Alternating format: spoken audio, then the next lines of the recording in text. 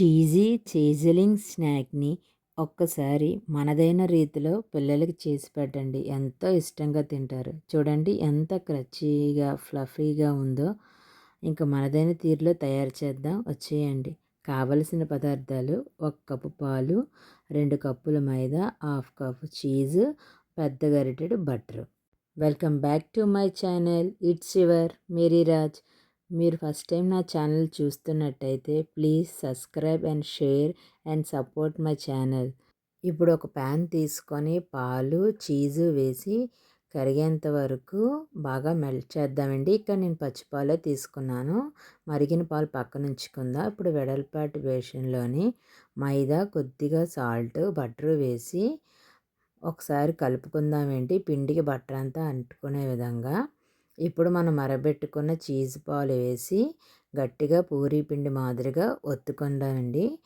కొద్దిగా సాఫ్ట్గా ఒత్తుకుందాం. ఎంత బాగా ఒత్తుకుంటే అంత బాగా వస్తుందండి. ఇప్పుడు ఈ పిండిని 15 నిమిషాలు నాననిద్దాం. ఇప్పుడు పొయ్యి వెలిగించి వేరొక ఫ్రై ప్యాన్ పెట్టుకొని డీప్ ఫ్రైకి సరిపడా ఆయిల్ వేసుకొని మీడియం ఫ్లేమ్లో ఆయిల్ మరగనిద్దాం. మిశ్రమం నాని ఈ మాత్రం సాఫ్ట్నెస్ వచ్చింది కదండి. ఇది ఒకసారి బాగా కలుపుకొని చిన్న సైజు చపాతీ పిండి ముద్దలు చేసుకొని పక్కన ఉంచుకుందామండి. నేను తీసుకున్న క్వాంటిటీకి 6 చపాతీ ముద్దలు అయితే వచ్చాయి. ఇవి కప్పు ఉంచుకొని మనం చేసినప్పుడే బయటకు తీయాలండి. ఇప్పుడు కొద్ది కొద్దిగా పిండి చల్లుకుంటూ వీలైనంత పల్చగా మనం ఇవి చపాతీలను ఒత్తుకోవాలండి. చూడండి, ఇక్కడ చూపిస్తున్న విధంగా ఈ మాత్రం పల్చదనం ఉంటే సరిపోతుంది. ఇప్పుడు మనం స్క్వేర్ టైప్లో కట్ చేసి పెట్టుకుందామండి. చిన్న సైజు స్క్వేర్ టైప్ అయితే మనకి బాగా వస్తాయండి. చూడండి, ఈ మాత్రం సైజు ఉంటే సరిపోతుంది.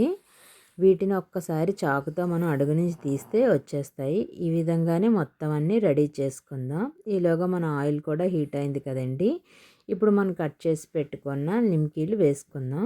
చూడండి, పొంగి ఎంత ఫ్లఫీగా వచ్చాయో.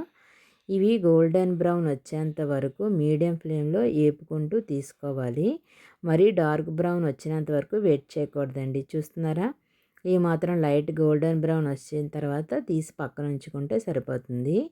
ఇవన్నీ చేసి పక్కన ఉంచుకుంటే అతుక్కుంటాయి అనుకుంటారండి. కాదు, చూడండి, ఇలా వేసిన తర్వాత ఒక్కసారి గరిటెతో వాటి మీద ప్రెస్ చేస్తే ఆ వేడికి అవంతట అవే విడిపోయి వచ్చేస్తాయి. చూసారా, ఈ విధంగా వచ్చినవి మీడియం ఫ్లేమ్లో వేపుకొని పక్కకు తీసుకోవాలి. ఈ చీజీ చిప్స్ వేగడానికి ఎక్కువ టైం తీసుకోదండి. అలాగని హై ఫ్లేమ్లో కాకుండా మీడియం ఫ్లేమ్లోనే వేపుకోవాలండి. చూడండి, ఆయిల్ కూడా ఎంత క్లీన్గా వచ్చిందో. ఇదిగోండి, మన చీజీ చిప్స్ రెడీ అయిపోయాయి. చూసారా ఎంత క్రంచీగా ఉన్నాయో. మీరు ట్రై చేసి ఎలా ఉందో కామెంట్ చేయండి. Thank you for watching.